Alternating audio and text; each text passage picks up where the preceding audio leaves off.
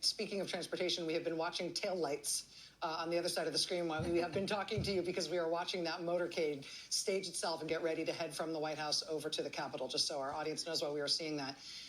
But let me ask you a question about a major portion of the infrastructure proposal, and one that gets always included whenever anybody does even a short list of bullet points about what it's in. One of the things that everybody always makes sure to mention is that there's going to be a big investment in broadband, that we're going to get high-speed broadband to everybody in the country, including rural and underserved areas.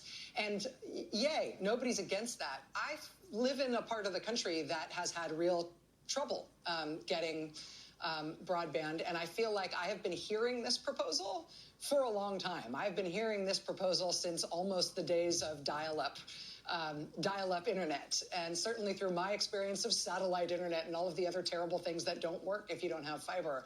Why is it doable now when previous administrations have said they were going to do it, have said they were committing to it, and it just never seems to advance? Why now? Yeah, everybody's for it. Everybody always says in their campaign they want to do it. What's different this time is a plan that's going to include the money to get it done, the will to get it done, and a lot of it's about funding. Some of it's just about what's going on in terms of the structure of the way we look at telecommunications in this country, and ensuring that we're tearing down any barriers to getting good quality and affordable broadband to every American. But it's not like there's some cosmic barrier making it impossible to do this. It's a set of decisions. It's a set of policies.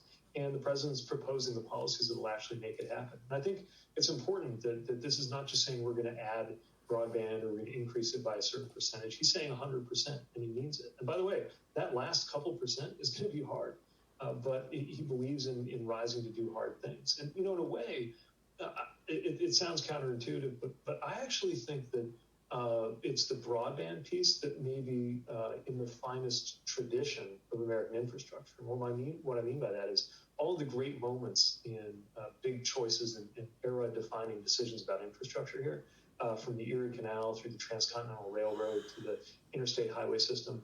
Part of that great tradition was actually that each one of those decisions expanded the traditional vision of what infrastructure is. We're living in a time where being connected to the internet is just as important as being connected to the interstate highway system. You need both. And after years and years of talk, the president's laying out a way to actually live it up. U.S.